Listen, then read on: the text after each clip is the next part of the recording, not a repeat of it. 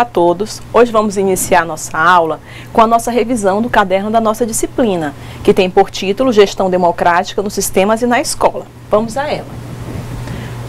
O caderno da nossa disciplina é dividido em 5 unidades. Hoje iremos fazer uma breve retrospectiva dessas 5 unidades com as características principais.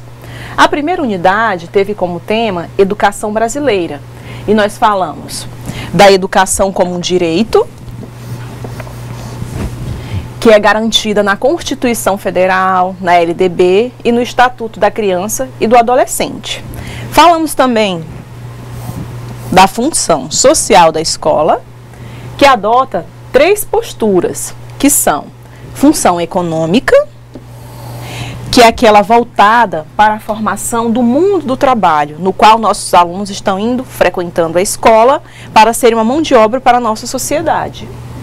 Temos a função técnica. Esta função já é a busca da transmissão do conhecimento, no qual não ocorre a mediação entre docente e aluno. E temos a função política, na qual a escola tem o dever de formar os nossos alunos para a sociedade, para a cidadania, ou seja, ter um senso crítico. Nessa unidade também foi trabalhado os níveis e modalidades de ensino. E a mais aprofundada foi a nossa educação básica, que é formada pela educação infantil, o ensino fundamental e o ensino médio. Tanto que a nossa gestão democrática, trabalhada nesta disciplina, foi enfatizada principalmente na nossa educação básica. Mas temos outras modalidades, que é a educação superior, a educação de jovens e adultos, aquela ofertada àquele que não frequentou a escola na idade certa. Temos a educação profissional, a educação especial, a educação no campo e a educação indígena. Para vocês se aprofundarem mais nas características de cada uma desses níveis e modalidades de ensino, a leitura da LDB, nossa Lei de Diretriz e Base da Educação, enfatiza muito bem. Nessa unidade também, nós trabalhamos o poder público e as competências que cada órgão do governo, tanto estadual, federal e municipal, tem na educação, as chamadas competências. A competência da União, ou seja, nosso governo federal. Ele organiza o Sistema Federal de Ensino, financia as instituições de ensino públicas federais e exerce uma função redistributiva e supletiva. O que seria essa função? Caso a esfera municipal ou estadual tenha necessidade de um complemento dos seus recursos financeiros, a União faz essa função, juntamente com os estados, o Distrito Federal e os municípios, mediante, como eu havia comentado anteriormente, essa assistência técnica e financeira. Também podemos citar, dentre as competências do poder público no âmbito da educação, que é privativo da União, legislar sobre as diretrizes e bases da nossa educação nacional, ou seja, criar as nossas legislações, nacionais. Já os estados e o Distrito Federal irá atuar prioritariamente no nosso ensino fundamental e no nosso ensino médio. E os municípios, por fim, irão atuar prioritariamente no nosso ensino fundamental e na nossa educação infantil, com a cooperação técnica e financeira tanto da União quanto do Estado. Ocorre essa distribuição de competências entre a União e o Estado e o Distrito Federal, surge o famoso regime de colaboração. O que seria esse regime de colaboração? A Constituição Federal, estabelece que a União, os estados, o Distrito Federal e os municípios organizarão seus sistemas de ensino em regime de colaboração. Sendo assim, essa ideia de regime, ela indica a necessidade de existir entre os 3 níveis da administração pública, que são os níveis federal, estadual e municipal, essa articulação colaborativa para o alcance dos objetivos educacionais. Realmente, dentro desse regime de colaboração, como o próprio nome cita, deve haver uma articulação entre todos esses representantes, esses entes federativos. E essa articulação é de suma importância, porque, apesar de estar determinado, tanto na nossa Constituição quanto na nossa LDB, as competências de cada ente federativo, da União, dos municípios, são competências prioritárias e não exclusivas, ou seja, não é que a União deve legislar somente sobre os sistemas federais de ensino. Se houver a necessidade, ela também irá atuar nos municípios e nos estados. E tanto esse regime de colaboração, ele surge com a necessidade de ocorrer a nossa gestão financeira, que também foi tratada no caderno da nossa disciplina. E essa gestão, ela deve ser, como eu posso enfatizar, tratada com muita cautela, porque é financiar e gerir os recursos que cada escola recebe. E uma má gestão financeira nesse aspecto acarreta inúmeros problemas no âmbito escolar. Isso é muito observado em algumas escolas em que o gestor não tem, como eu posso dizer, aquela capacitação, não é, professora Jamile, para gerir os recursos financeiros que a escola recebe. E às vezes esse gestor nem sabe dos inúmeros programas do governo federal para atender as demandas dentro da escola. Exatamente, por isso que é importante, cada vez mais importante esse novo momento que nos encontramos dentro da gestão democrática, né? Onde a comunidade pode indicar alguém que acredite que esteja preparado para isso, porque infelizmente a gente ainda encontra muito isso, né? A pessoa está lá por conta de algum apadrinhamento político, tudo, né? Então, isso acaba prejudicando a escola. A pessoa não tem noção, né, de onde investir, do que fazer, não tem noção das políticas. Então é um desastre. Isso é verdade, ou seja, mesmo que as nossas legislações educacionais trabalhem, enfatizam bastante que deve haver essa capacitação por parte do gestor para administrar esses recursos financeiros, em alguns momentos, em alguns ambientes educacionais, isso não ocorre. Então, esse regime de colaboração, ele vem a cada dia mais crescendo, porque a União, os estados e o Distrito Federal devem se articular e ter como objetivo final a melhoria na qualidade do nosso ensino.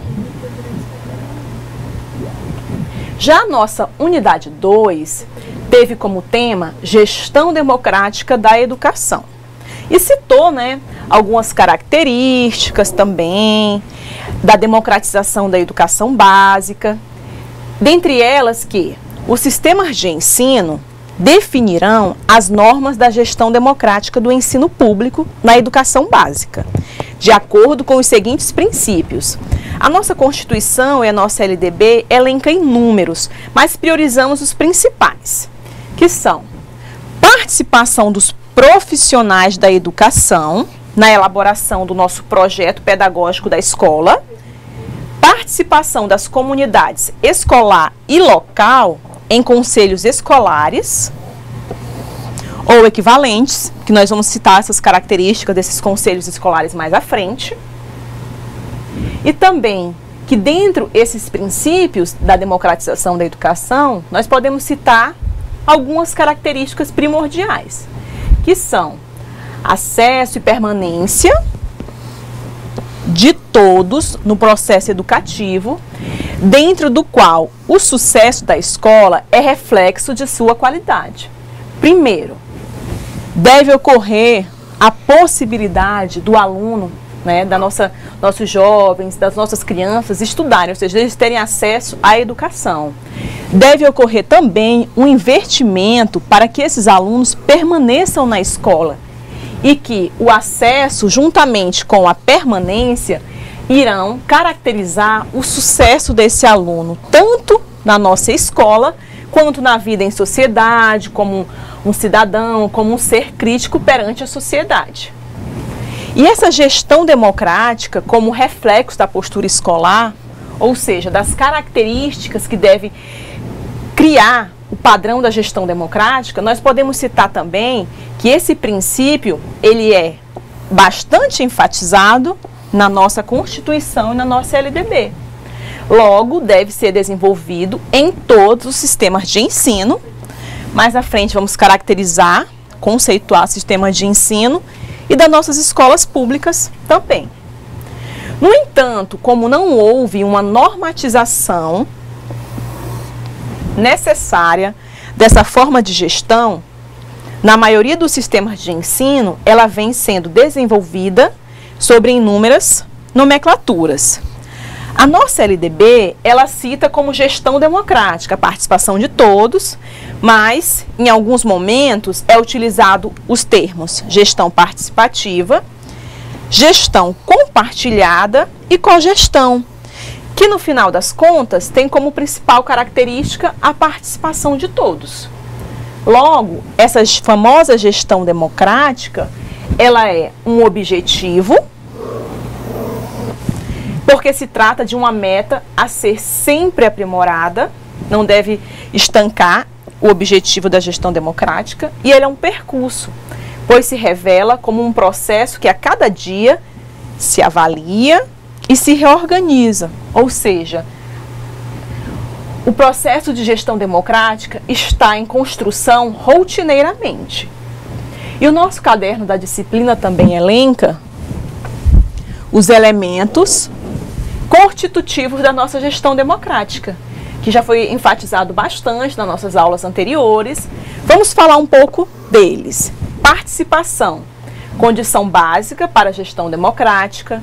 E o nosso pluralismo, reconhecimento da existência de diferenças de identidades e de interesses que convivem no interior da escola.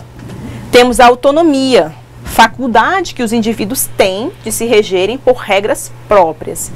E, por fim, dos elementos constitutivos da nossa gestão democrática, a ideia da escola como espaço público. Esses elementos constitutivos da gestão democrática, eles, como eu posso dizer, se referem a toda essa construção do princípio gestão democrática. Por quê? Para ela existir, tem que ser transparente todas as ações que a escola constrói, tem que ter a participação de todos, tem que ter um pluralismo de ideias, ou seja, não é porque o gestor determina ou enfatiza uma situação que os demais representantes dentro da escola têm que aceitar. Então, todos esses elementos, eles são responsáveis por construir a nossa gestão democrática. E nós nem podemos citar, né, professora Jamile, que qual seria o principal elemento, porque todos se articulam e eles são essenciais para construir a nossa gestão democrática. Exatamente. Principalmente, por exemplo, quando a gente fala em participar, muitas vezes a gente observa escolas que dizem que tem gestão participativa, mas na hora você verifica que é algo passivo, né? Sim. Todo mundo vai lá, senta e não ocorre pluralismo de ideias, pluralismo de ideias, porque entra novamente aquela situação onde só uma pessoa fala, só uma pessoa expõe as ideias, né? E todo mundo tem que acatar aquilo ali.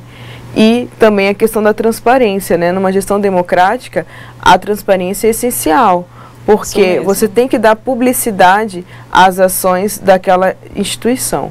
Então, realmente, são fatores intrínsecos, né? Não tem como você trabalhar de forma individual. Isso mesmo. E muitos consideram até que a transparência é em relação a tudo, principalmente dos nossos recursos financeiros. Saber quanto foi que aquela escola recebeu naquele ano, como é que está sendo administrado esse recurso. Divulgar para a sociedade, porque muitos gestores às vezes pensam, não, mas a sociedade não vai, a comunidade, no caso a escola, não vai entender, são gastos, são tabelas, não vai entender como é que está sendo gastado esse dinheiro. Mas explicar que, bom, construímos essa quadra, reformamos esses banheiros, fizemos a pintura da escola. Simples, é apenas a finalidade, o objeto final desse recurso financeiro onde ele foi destinado. E essa transparência pode ser feita através da reunião dos pais, um momento que todos vão estar reunidos e compartilha. Bom, Neste semestre, nós fizemos as seguintes, como eu posso dizer, contribuições dentro da nossa escola. Organizamos o espaço físico, melhoramos o acervo da nossa biblioteca. Então, todas essas contextualizações, todas essas melhorias podem ser divulgadas dentro da própria reunião dos pais, que é um ambiente propício para isso. Ou até mesmo, né, professora, por meio daquelas rádios da escola, os jornais da escola, de forma que você mantém a comunidade interna também, né, ciente de tudo que está acontecendo. Isso mesmo, e hoje não tem como você informar, ou no que eu posso dizer que não tem nenhum meio para poder redes sociais transmitir também. As informações. As redes sociais é uma velocidade imensa, você publica segundos, já tem inúmeros compartilhamentos, críticas, mas está sendo compartilhado, está sendo divulgado, está ocorrendo a nossa transparência. E também nessa nossa unidade 2, que falamos da gestão democrática da educação, surge um dos elementos, né, um dos setores, como eu posso dizer, um dos órgãos responsáveis por gerir essa famosa gestão democrática, que seria o nosso conselho escolar, que ele é composto por representantes da comunidade escolar local, atuando em sintonia com a administração da escola e definindo caminhos para tomar decisões administrativas, financeiras e político-pedagógicas. E essa, como eu posso dizer, essa característica de tomar decisões administrativas, financeiras e político-pedagógicas retoma o nosso princípio, né, o nosso elemento constitutivo da gestão democrática, a nossa autonomia. Porque quando ocorre essa definição dessas competências, elas têm que estar condizentes com as necessidades e potencialidades da nossa escola. E as nossas necessidades, dentro do âmbito escolar, elas estão direcionadas no nosso projeto político-pedagógico. E a atuação também do conselho escolar, que é composto representante dos pais, dos docentes, dos alunos, da comunidade escolar como um todo. Ela tem o seu foco para a aprendizagem e sua atuação se volta para o planejamento e aplicação e avaliação das ações da escola. Como havíamos comentado anteriormente, ocorre a autonomia, um dos elementos constitutivos da nossa gestão democrática, a transparência, e quem é o responsável por construir esses elementos constitutivos da gestão democrática? O nosso conselho escolar, já que ele é composto por pares, docentes, discentes, representantes da escola e o nosso gestor, que é o presidente do conselho escolar. Então, todos os representantes dentro do ambiente escolar estão dentro desse conselho. Então, por isso que realmente vai ocorrer essa transparência, porque eles são responsáveis por fazer essa divulgação do que está sendo feito dentro da escola, não é, professora Jamília? Exatamente, né? Então, hoje em dia, cada vez mais, a gente começou primeiro com a questão das APPs, né? E esse grau de participação dentro da comunidade escolar ele só tem aumentado, né? Então, cada vez mais você observa histórias de sucesso, né? Sim. Quando você consegue encontrar isso de forma muito bem estruturada, muito bem implantada dentro de uma determinada comunidade. E quando um dos nossos principais elementos constitutivos, que é a participação, ela é realmente feita por todos os representantes do conselho escolar. Exatamente. Não só pelo gestor, pelos pais, principalmente, pelos alunos, que acham a necessidade, né, que sentem essa necessidade de participação, para terem suas ideias ouvidas, né, para que a escola como um todo cresça em todos os aspectos. E assim nós podemos chegar de fato na famosa gestão democrática. Exatamente. A nossa unidade 3, ela já parte para, como eu posso dizer, características dos nossos recursos financeiros voltados para a educação, através do financiamento da nossa educação básica, como eu havia salientado. Todas as questões, as características, nós estamos tratando principalmente na nossa educação básica, que é formada pela educação infantil, o ensino fundamental e o ensino médio. Através desse financiamento da educação, nós chegamos à nossa gestão financeira, que também deve ocorrer de forma democrática. Vamos citar algumas características, alguns programas da nossa gestão financeira e do nosso financiamento da educação. Nós temos a chamada ações de manutenção e desenvolvimento do ensino, o nosso MDE. O que seriam essas ações?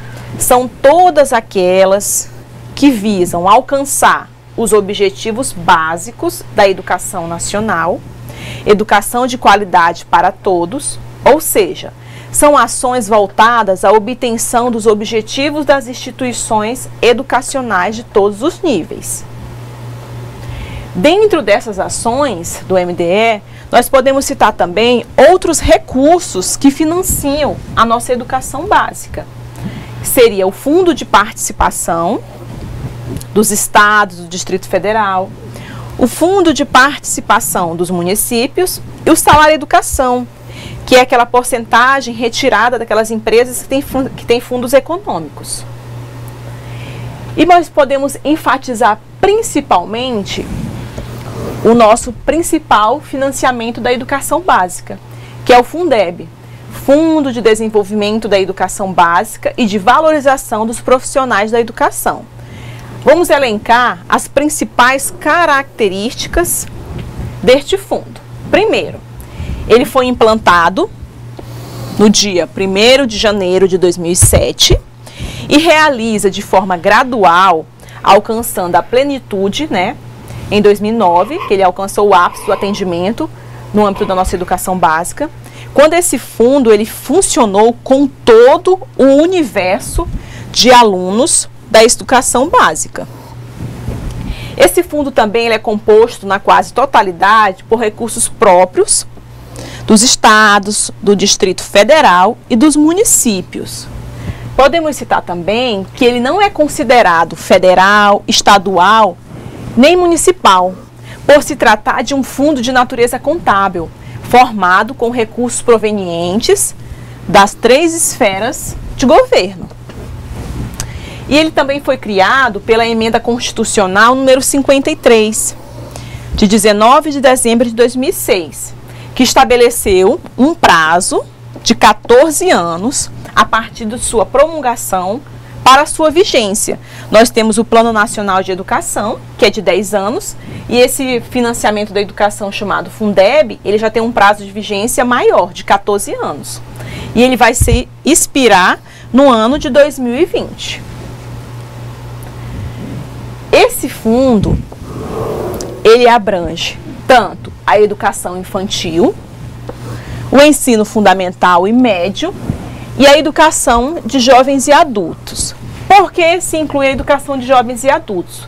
Porque a educação de jovens e adultos, ela é retomada, ela é voltada, como eu posso dizer, para aqueles que não tiveram acesso ao ensino infantil, fundamental e médio na idade certa. Por isso que está incluída dentro da nossa educação básica. E como é que ocorre a distribuição desses recursos? Primeiro, ocorre que os estabelecimentos de ensino, com base no número dos seus alunos, da nossa educação básica pública, através do censo escolar, é feito através do censo escolar, eles verificam quantos alunos existem matriculados nesses respectivos, como eu posso dizer, estabelecimentos.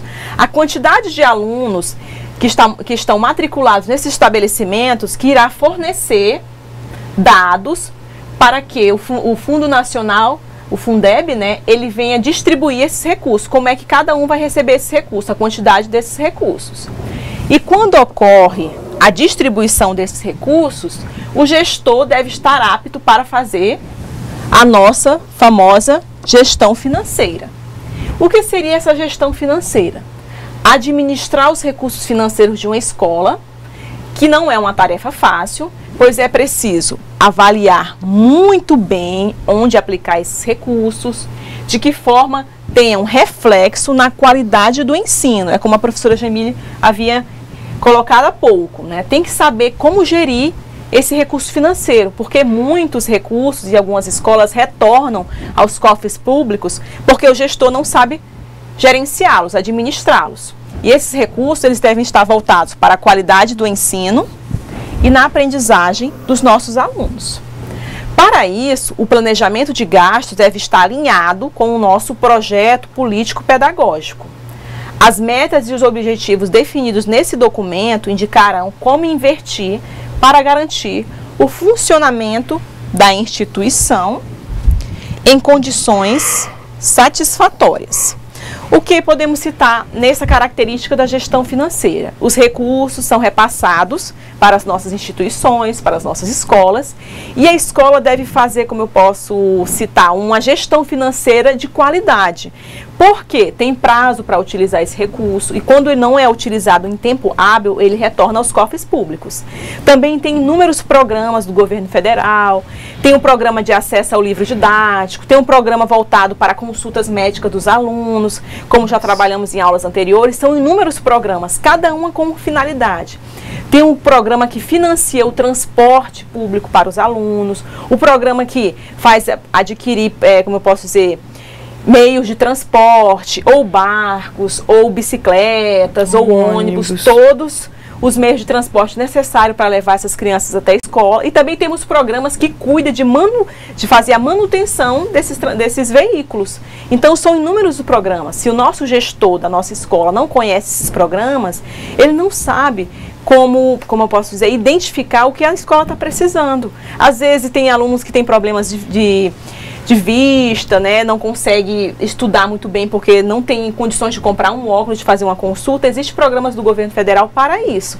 Mas para que esse aluno seja atendido, a escola precisa ter esse conhecimento, não é, professora Jamile? Sim, é uma verdade. Por exemplo, a gente observa muito aquelas escolas mais rurais que os alunos geralmente vêm para o ônibus no próprio Instituto Federal mesmo, né? Uhum. Muito comum. Alunos que bem deslocados de outro município, a prefeitura da cidade cedeu um ônibus para eles irem para lá, né? Questão que teve uma época que o governo estava distribuindo óculos para alunos de baixa visão. Então, realmente, essas políticas de permanência, né, elas são essenciais, porque não adianta você lançar um decreto e falar: a partir de hoje, todos têm acesso têm direito à educação, todo mundo é obrigado a estudar, né, fazer o ensino básico. Se você não der, se você não der meios, né, para que esses alunos realmente tenham acesso. Então, eu considero que essas políticas, elas são tão, assim, do processo, né, desses investimentos, desses recursos, são as mais importantes, né? Sim. Porque a questão do livro didático, hoje em dia, todos os alunos têm acesso a livro didático, antigamente isso não existia. Então, porque cada problema desse era uma barreira para o aluno, né? Permanecer na escola. Então, eu lembro, assim, às vezes a gente conversa com o pessoal não tão antigo, mas as pessoas que vieram antes da gente, né? E o pessoal reclama muito: na época era difícil estudar porque não tinha dinheiro para comprar uniforme. Hoje a escola disponibiliza, né? O governo disponibiliza o uniforme. Mas aí eu não chegava lá, não tinha material didático. Hoje a escola fornece. Tem livro didático, tem a questão da merenda escolar, né?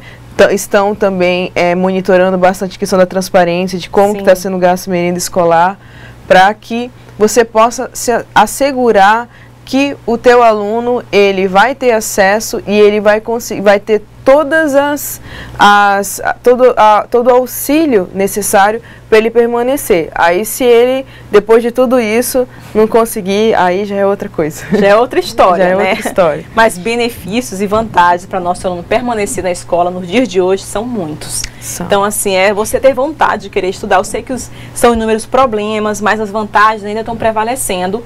Se formos pensar como era anteriormente, anos atrás. Não tinha tantas facilidades assim. Mas para que essas facilidades sejam aproveitadas pelos nossos alunos, o nosso gestor precisa saber quais são essas facilidades, quais são esses programas. É porque tudo está dentro daquela questão do planejamento, Sim. né?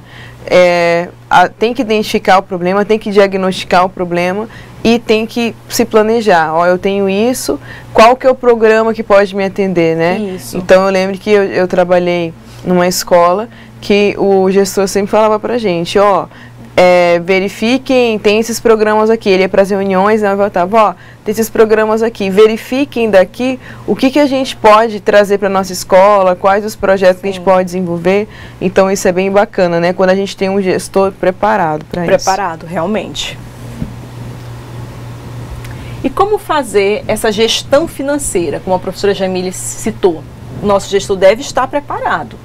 Portanto, para uma gestão financeira escolar competente, é necessária a participação efetiva do conselho escolar, o nosso órgão colegiado, né, com todos os representantes do ambiente escolar, pois este conta com a representatividade de todos os segmentos da comunidade escolar, possibilitando assim uma melhor aplicação dos recursos financeiros da escola, como também uma gestão mais transparente e democrática. Então, o uso dos nossos recursos financeiros deve passar pelo nosso conselho escolar, realmente. Porque se existe esse conselho colegiado, que tem todos os representantes dentro da nossa escola, por que os nossos recursos financeiros, na maioria das vezes, não estão sendo geridos de forma adequada? Por causa que esses gestores, esses representantes não têm o devido conhecimento, as capacitações, não conhecem realmente a finalidade de cada um desses programas. E como a professora Jamile falou, no ambiente da escola que ela trabalhou anteriormente, esse gestor já buscava conhecer qualquer programa que fosse benéfico para os seus alunos, trazia para a comunidade escolar para debater, verificar aquele que se adapta à região, aquele que se adapta às melhores necessidades dos nossos alunos, porque Exatamente. São inúmeros. Se é uma escola rural e é de difícil acesso, lógico, vamos precisar do programa que atende o transporte coletivo dos nossos alunos, a manutenção desses veículos, né, destinados a levar os nossos alunos até a escola. A merenda escolar, anteriormente, que até a professora André citou em uma das aulas, o governo já encaminhava a merenda escolar. E muitas vezes chegava estragada, vencida. Aí o que acontecia? Os nossos alunos ficavam em maus lençóis, podemos dizer assim. Agora não, existe a nossa autonomia financeira. A escola recebe o recurso e ela escolhe qual merenda irá fornecer para os nossos alunos. Exatamente. No entanto, ainda assim, como eu posso considerar aquelas escolas mais do ambiente rural, ainda ocorre de certa maneira porque o gestor não se impõe. A Secretaria de Educação diz, não, vai ser dessa forma, você deve aceitar. O gestor se cala e permanece aquela situação. Agora, aquele gestor que enfatiza, não, a nossa escola precisa disso, nós estamos naquela realidade, nós conhecemos a nossa realidade. A Secretaria de Educação comumente fica na capital, então não conhece a realidade dos nossos alunos. E até você falou, professor, às vezes não é nem sempre é uma questão do gestor se impor. Às vezes você, né, sendo da comunidade escolar, a articulação do conselho, nossa, é super importante. Lembro que, voltando ao caso da escola onde eu trabalhei, né, a gente não tinha equipamento para dar aula no começo, né, faltava data show, faltava um monte de coisa. E na época a gente não tinha conselho escolar, mas a gente tinha APP. E os pais que estavam participando da APP, nossa, eles eram muito aguerridos, né? Eles corriam atrás, iam na SEDUC, cobravam, né? Porque não adianta o gestor falar, tem que ter uma pressão, tem que ter uma cobrança da comunidade escolar. Então, quanto mais pessoas participarem desse processo e estarem ali ao lado, não tem o gestor, vamos esperar ele fazer, não. Todo mundo tem que ser responsável, né? Todo mundo tem que cobrar. Isso, porque a nossa escola é um ambiente de todos nós, não só dos alunos, dos pais, da comunidade daquela região. Então, a melhoria que for dada a ela irá nos beneficiar. Com então, certeza. Como a professora Jamile enfatizou muito bem, não é só o gestor, mas um pai pode ir lá. Às vezes até a presença de um pai mais fervoroso, né? Não necessitamos que nossos alunos tenham, a secretaria vai verificar realmente aquela escola, todos estão empenhados para construir uma escola melhor, uma qualidade de ensino para os nossos alunos. E a nossa unidade 4, ela teve como tema a gestão democrática da escola e retratou muito bem o nosso projeto político-pedagógico. Porque, como foi citado anteriormente, a gestão dos nossos recursos financeiros, o caminho que a nossa escola deve percorrer, deve estar construído no nosso projeto político-pedagógico. O nosso PPP, ele é de extrema importância para a escola, pois além de ser um instrumento que sistematiza ações, reflete passo a passo os momentos de participação da comunidade interna e externa. Ou seja, construir o nosso projeto político-pedagógico, ele é uma construção coletiva, com a participação de todos. E subentende-se que aquele documento que está sendo produzido tem a parte, tem o interesse de cada um dos representantes dentro da escola. Logo, ele não deve ser construído de maneira isolada pelo gestor da escola. Deve haver uma construção coletiva. Essa é a palavra-chave do nosso projeto político-pedagógico, construção coletiva. E lá, dentro desse projeto, vai estar elencado todo o caminho que a escola irá percorrer para construir uma gestão democrática e uma qualidade de ensino para todos os nossos alunos, para também uma qualidade, como eu posso dizer, no ambiente de trabalho, né, de vocês, nossos alunos, ou seja, da nossa comunidade como um todo. Então, a construção do nosso projeto político-pedagógico é de suma importância, pois é através dele que você irá conhecer a escola. Porque quando você chega em uma escola, você quer saber a cara daquela escola, como é que ela está sendo construída, qual é a visão, qual é a doutrina que ela está adotando. Temos que ler o nosso projeto político-pedagógico. É para constar lá. É para constar lá. Mas sabemos que algumas escolas sempre usamos aquele termo. Não, nosso projeto está em construção. Mas não é aquela construção que ele nem foi iniciado. É que sempre está ocorrendo alterações. Porque o dia a dia, as situações fazem com que o nosso projeto esteja em permanente construção. Mas não é aquela construção que nem foi iniciada. Não é verdade, professora? É até interessante você falar isso, porque é muito comum esses documentos norteadores da instituição, eles serem documento de gaveta, né? Sim. Aí a escola vai fazer o PPP, aí eu vou pegar o PPP que está pronto lá de outra escola, a gente só faz uma edição, altera aqui e guarda, né? Aí você chega para um servidor e pergunta, e aí, qual que é a missão da escola, né? Sim. Qual que é o ideal da escola? Aí a pessoa, não, tem PPP? Não, eu não sei. O que é o PPP? O que é PPP, né? Então, é bastante comum, infelizmente, isso seria uma parte super importante do planejamento, né? Mas, né, você mesmo pode dizer pra gente depois se na sua escola o PPP funciona ou não. Ou se ele está em permanente construção, naquele outro sentido, que ele nem começou a ser construído. Exatamente, que ele ainda está na cabeça lá de alguém. Está na cabeça do gestor. E a nossa unidade 4 também citou os sistemas educacionais, né, através da construção do nosso projeto político-pedagógico, que os sistemas educacionais e a escola, eles precisam se organizar e elaborar um planejamento que auxilie seu trabalho. Uma forma de organização e de planejamento da educação escolar, dos sistemas educacionais, para se concretizar nos planos educacionais, do Estado e do município, no âmbito da escola. E essa construção nós chamamos um dos conceitos elencados para o PPP, Projeto Político Pedagógico. Em resumo, a elaboração do PPP jamais pode estar concentrada, como havíamos comentado anteriormente, nas mãos, né, da direção da escola ou na dos técnicos externos a ela, pois essa atitude reforça e reproduz a divisão social do trabalho, advinda, né, do nosso sistema capitalista. Ou seja, a construção do nosso PPP é uma construção coletiva. Essa é a palavra-chave do nosso conceito de PPP. Temos que estar atentos para a não fragmentação das ações, o que foi planejado no nosso PPP. A prática social da educação é um todo com partes que se articulam. O projeto político-pedagógico, como um instrumento de planejamento coletivo, pode resgatar a unidade do trabalho escolar e garantir que não haja uma divisão entre os que planejam e os que simplesmente executam. Ou seja, a direção, a gestão constrói o PPP e os demais membros têm que apenas seguir. Isso jamais deve acontecer. A nossa última unidade, ela trata da escolha dos dirigentes das nossas escolas públicas nesse âmbito da gestão democrática. Podemos iniciar conceituando escola pública e sistemas de ensino mais à frente.